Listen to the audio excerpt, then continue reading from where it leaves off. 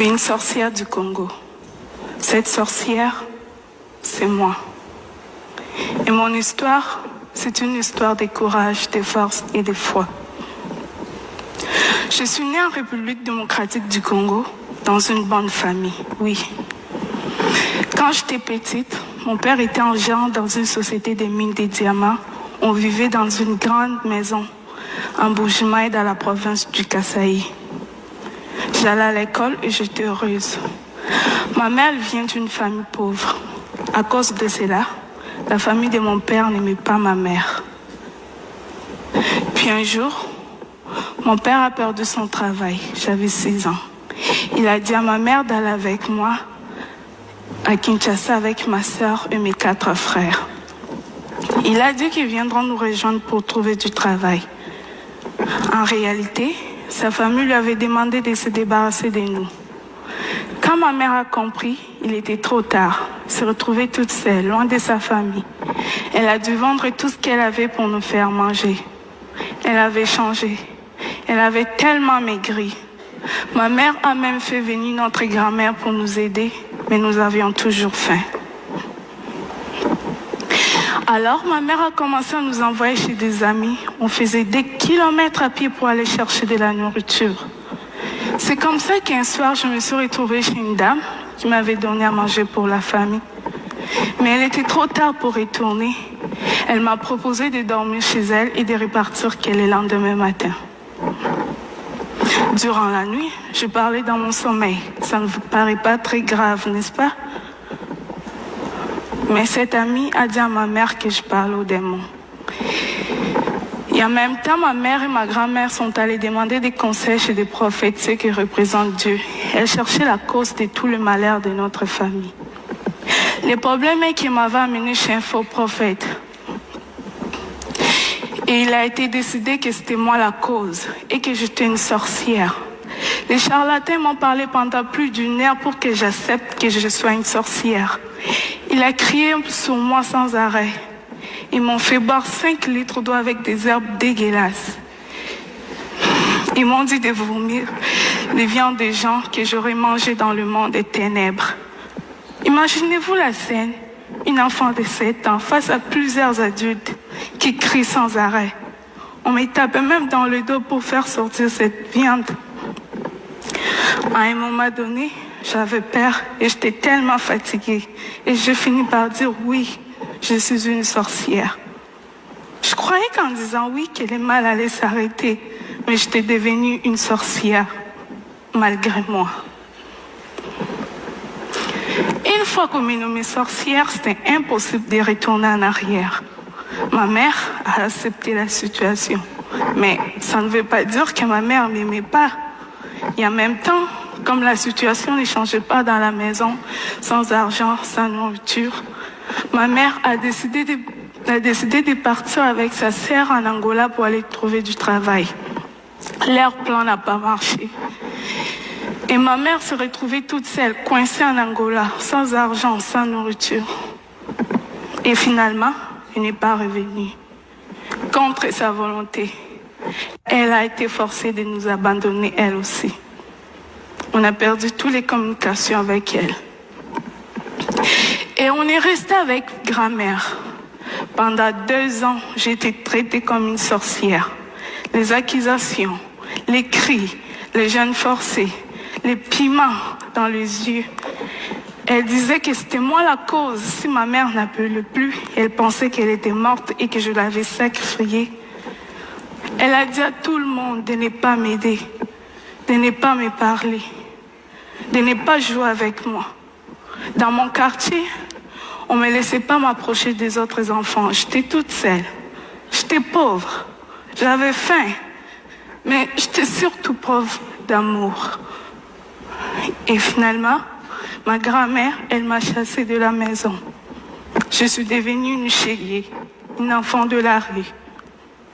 Dans la rue, on est comme des papillons. Là où le sommeil nous trouve, c'est là où on dort. Dans la rue, on devient des soldats pour survivre. On oublie la lecture et l'écriture pour apprendre à se battre. Dans la rue, j'ai vendu de l'eau, des arachides, j'ai fait des ménages. Mais à chaque fois que je voyais les autres enfants aller à l'école, je me rappelais des jours où j'étais heureuse. Je pleurais. Je me demandais si un jour je pourrais sortir de la rue. Puis un jour, ma chance a tourné. J'ai participé dans un documentaire Kinshasa Kids. On m'a payé et j'ai tout de suite voulu donner cet argent à ma famille.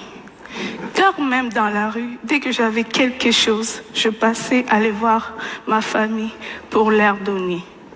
Ma grand-mère a pris de l'argent, elle m'a encore remis dans la rue. Plus tard, j'ai entendu parler d'un film canadien qui se tourne à Kinshasa. La même personne qui s'occupait du casting, alors me connaissait, j'ai été invitée au casting. Je me suis retrouvée face au regard des enfants riches qui étaient là en édition. Même si j'avais envie de me sauver à cause de leur regard, je suis restée et j'ai tout donné pour avoir les rôles. Pour moi, c'était une façon de changer ma situation. J'ai eu les rôles principaux dans le film. C'était bien cool. La production, ils m'ont mis dans une grande maison, je pourrais manger tous les jours et avoir tout ce que je voulais. Mais malgré tout ce qui se passait, j'étais triste. J'en ai parlé à Kim, le réalisateur. Ma vie était belle, mais mes frères et sœurs, ils étaient toujours dans la misère. Je ne me sentais pas bien quand je mangeais en sachant qu'ils avaient faim. Alors, l'équipe et Kim ont donné de l'argent à ma famille. Et quand l'équipe sont entrés chez eux, ils ne m'ont pas laissé comme ça. Ils ont trouvé une maison d'accueil et ils ont fait en sorte pour que je puisse retourner à l'école.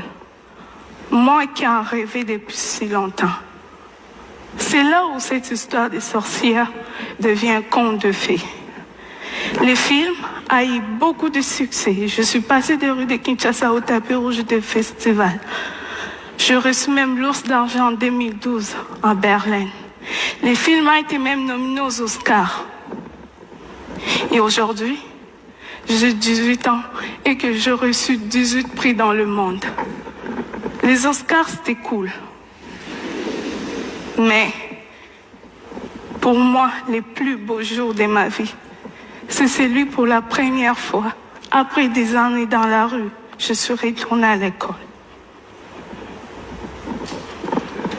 S'il y a des enfants dans la rue, partout dans le monde, c'est souvent parce que les parents n'ont pas eu les droits d'éducation. Comprenez-moi bien, le problème est profond. La pauvreté, c'est ce qui amène le manque d'éducation. Chez moi, envoyer les enfants à l'école, c'est un luxe. Mais sans éducation, on risque de se faire rencontrer n'importe quoi par les autres qui vous disent quoi faire et quoi penser. Ma mère n'était pas bête.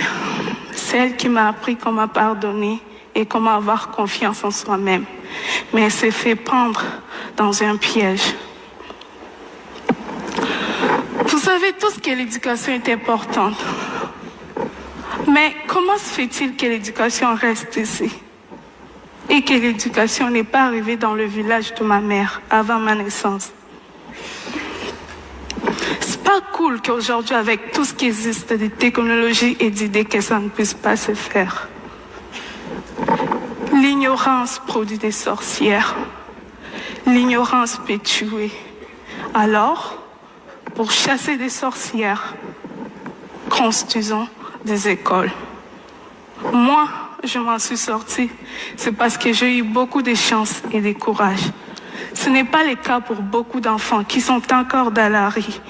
Ils attendent aussi que leurs rêves se réalisent. Alors, pour cela, il ne faut pas les oublier. J'ai eu aussi le courage de quitter Kinshasa à 17 ans. Et aujourd'hui, je vis au Québec dans une famille d'accueil. Je poursuis mes rêves, mes études et je reprends les temps qu'on m'avait volés. Je vous parle d'espoir et de courage et de force. Je ne vais pas qu'on plaire sur moi. Je ne vais pas qu'on plaire sur moi. Je ne vais pas. Retenez cette phrase si simple. Aussi longtemps que les cœurs